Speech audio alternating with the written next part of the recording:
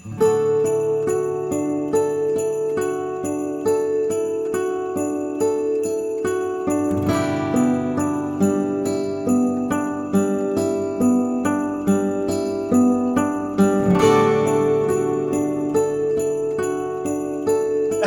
everybody, and welcome to another year of Advent Calendar beers here on Milwaukee Beer Review. As always, I'm Josh.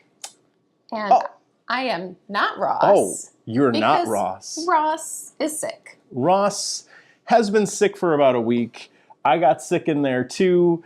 So if things look a little different for the first few episodes this year, that is why. So my amazing wife, Jenny, has very, very willingly volunteered to participate. At 8 p.m. on a Monday. At 8 p.m. on a Monday. And we're going to crack into, actually, in one episode, the first 3 beers of the Advent Calendar series this year. I'm excited. Happy Monday. So, like years past, except for year 1, where I had the Costco Advent Calendar, go back and watch those. Those are super fun. Ross had the Three Cellars Advent Calendar that year. This is fun. It's a box full of beer from a bunch of different breweries. We have a good time with this every single year, and I'm excited to see what Gino and the team at Three Cellars put in this thing again this year. Did they make yours and Ross's the same? They make all of them the same. Oh, okay, cool. And they did a good job of that last year, too. So without further ado, we're going to bust into this box and get into the very first beer. Look at that. First beer of the Advent Calendar here, day 1. And what does Eagle Park bring us? Starting off strong with, what did you do, Ray? A bourbon barrel-aged imperial stout with marshmallow. I mean, it's like they knew Milwaukee Beer Review was going to do this again. I think Gino knows us well enough to know we love Eagle Park beers. Stop it. We love our barrel-aged stouts, so I'm excited. I have not tried this one from them yet. This was canned on the 13th of October, 2025. And Halloween beer. It's a Halloween beer. It's got some really cool artwork on it. Let's crack into this and see what we got going on. It's a stout, so it should pour nice and dark. There you go, my love. Oh, okay. Thank you. This is very, very dark. Ooh, what was that called again? Lacing? It's lacing. Yes. It is very dark, very jet black. And had some viscosity coming out of the can for sure. Yeah, I'm a little worried it's going to be too syrupy. Yeah, could be. For my taste. To the nose we go. Ooh, it smells good. Ooh. You can smell kind of the marshmallow flavor on the nose. It's got kind of a vanilla candy. Yeah. That smells awesome. All right. Let's check it out. Cheers.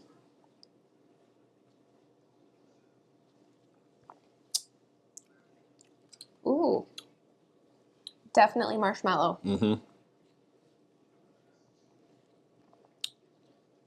It's got some really nice barrel character to it too. There's a nice kind of spirit note.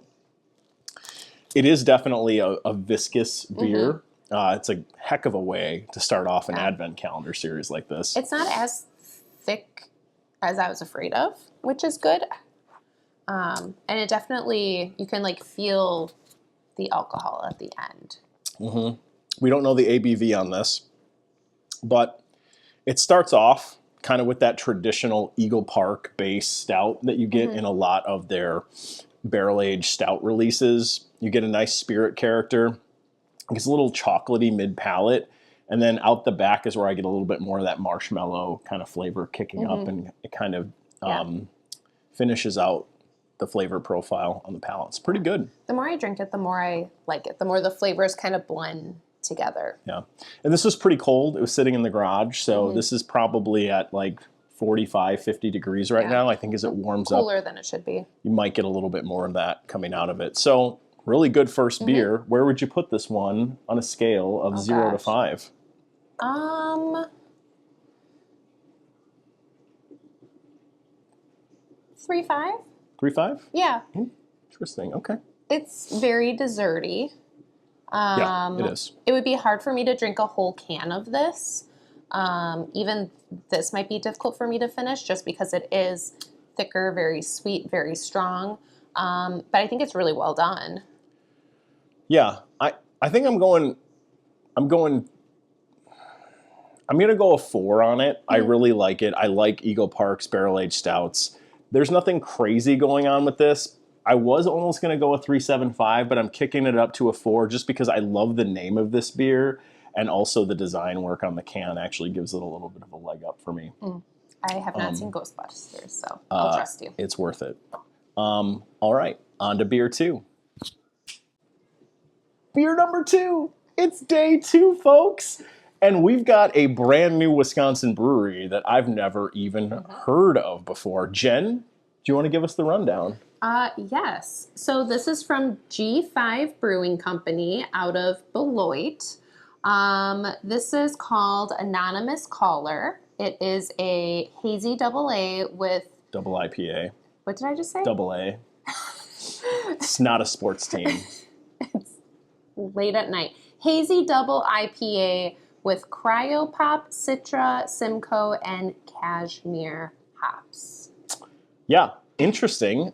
One of the things I love about this beer box every year is new breweries we've never heard of, and I've never heard of G5. Also cool can art. It is cool can art, so that's 2 cool cans in a row as well. Cool robots on here, pretty colors. Maddie would love it. Let's crack into this hazy double at 8.4%. It's pretty coming out of the can. It's got some nice haze to it. There you go.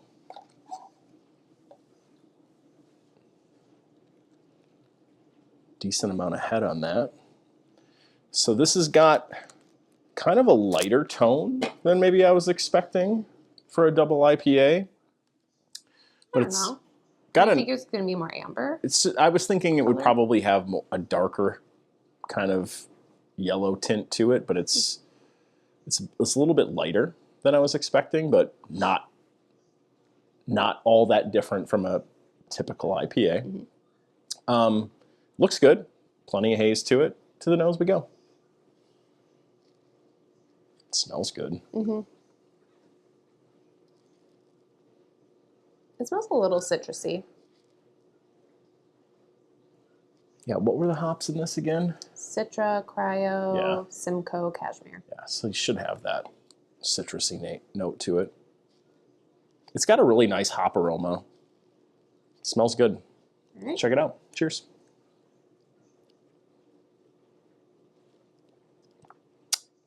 Ooh, that's tasty. That's really good. That's a really drinkable double IPA. It's really smooth. It's really creamy. It's got a really nice creaminess to it. It doesn't have like a crazy bitter hop bite. It's almost like a kind of like the milkshake IPA. It's not quite there, but I know it's got that vibe. Yeah, kind of the silkiness. That's really good. It's got a nice citrus character to it. It's smooth. It's creamy.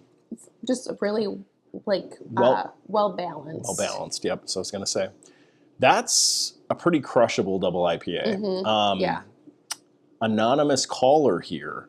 Okay, so beer number 2 in the 2025 Advent Calendar Series, double IPA here, double hazy from G5 Brewing out of Beloit. Where are you putting it? I'll say a 4. Maybe if we were going based on like double IPAs specifically, I'd say like a 4 or 5. But based on beer in general and my taste, I'll say 4.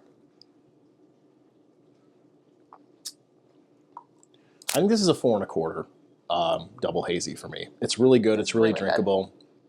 I'm enjoying this quite a bit. And it's not even, I thought it was gonna, normally for double IPAs, I want them to be a little bit more citrusy to balance out the hops. Yep. And this doesn't taste really any more citrusy than any IPA, but it's really good. Yeah, that's fantastic. Well done. I've got to find some more stuff here from G5. Yeah, take a trip to Beloit.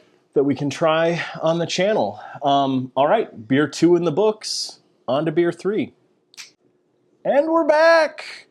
Day 3's beer here from Madison, Wisconsin. We've got one from Youngblood Brewing Company here. When I pulled this out of the box, we both went, uh-oh.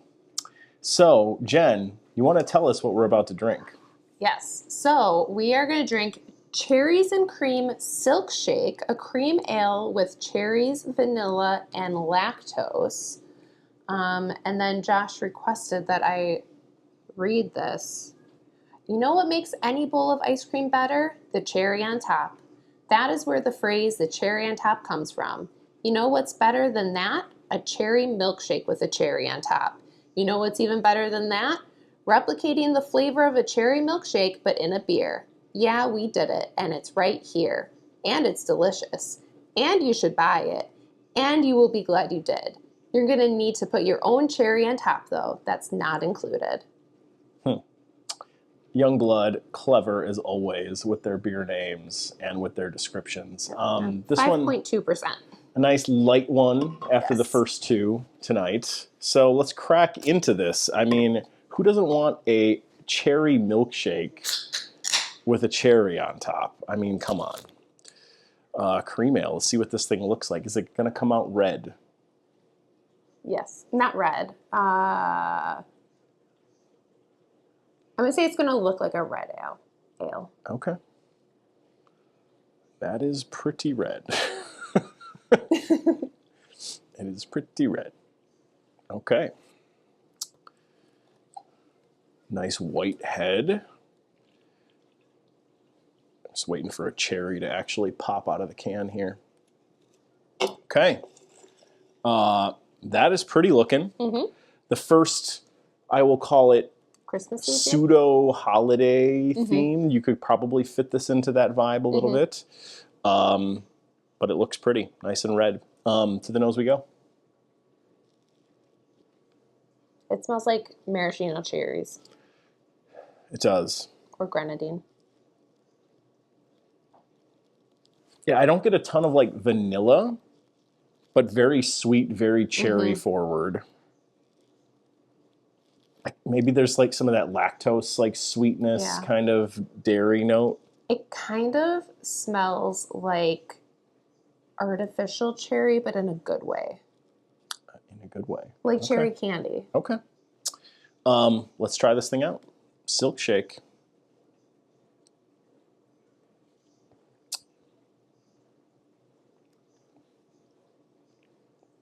Oh.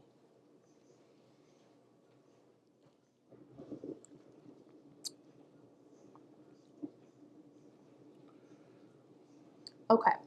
I had to adjust my expectations. So Youngblood, I'm used to their sours where it's like very fruit forward, almost like not slushy beers, but pretty fruit forward. This, I was expecting a lot more cherry. So initially I was kind of disappointed and felt that it tasted a little bit too thin. But when I remind myself that it's a cream ale with cherries, vanilla, and lactose, it definitely fits that. So if you want like a cherry sour, that's not what you're getting. But if you want a cream ale, this is really tasty. What's interesting about it to me is I think Silk Shake is a good word for this because it is very lightly carbonated. Like the carbonation drop off from the IPA we just had to this is pretty extreme. So it's very silky, it's very smooth, almost like... And it kind of makes it taste a little bit like the flavors are a little flatter. It makes it seem a little thinner or watered down almost because like this doesn't have the flavor pop I was expecting. Like you smelled those cherries on the nose. And that's more so just because of Youngblood's reputation more than anything in the other beers we've had from them. I think so too. And both of these beers we just had before this, in fairness, were super flavorful. Yes. Very strong. So I think our expectations was a continuance of that. And this doesn't pop the way that I think a Youngblood beer does, but it has a really good flavor profile to it. And this is a lot more drinkable. Like I could drink a whole glass or a whole can of this without like feeling sick to my stomach from it being too sweet, too sugary. Yeah. I like it. It's tasty. I mean, it pretty much is what they describe on the can, although I would temper your expectations in that it's not a flavor bomb. It's very smooth. It's very drinkable. It's not an in-your-face kind of beer. The more I drink it, the more cherry I'm able to appreciate. But yeah, I like it. It's tasty. Okay. I'm going to go first on this one. I'm going to give this a 3 1/4. And that's mostly because if I'm drinking something like this, I want a little bit more carbonation. I think with a little bit more carbonation, I would actually be appreciating this more. To me, I think that watered down kind of mouthfeel I get on it because it's so lightly carbonated turns me off of it a little bit. I really like the flavor profiles and the concept. I just think it needs a little bit more carbonation to really hit home for me. See, I actually appreciate less carbonation. It almost is kind of like one of those like less carbonated seltzers. It just helps it make it more drinkable to me. Okay. So I'll say kind of between a 3.5 and a 3.75. I think 3.5. Okay. I think if it had a little bit more tartness, that would push it up a little bit. But it's a solid beer. I could see myself buying this just because it is really drinkable. Yeah. Okay. Well, good stuff here. First 3 days in the books in this video. Hopefully you stuck with us through these first 3. We've got 21 more beers to drink before Christmas. Hopefully Ross will rejoin us at some point here in the very near future, but expect another couple of episodes like this one as we move through this first week and try to get caught up so that we can be in line with the days that you might be trying these beers if you, in fact, have this wonderful box from Three Cellars as well. Shout out to Gino and team for all their help putting this together every single year. Glad to see you guys are still doing it. It's a ton of fun. Thank you, Jenny, for stepping in and helping us get through these first 3 beers here tonight. I expect you're going to be participating for the next several days as well. This is always a good time. So onward to Christmas. Lots of fun to be had. Hopefully you're getting all your shopping done, and we'll see all of you in the next episode. Thanks, everybody.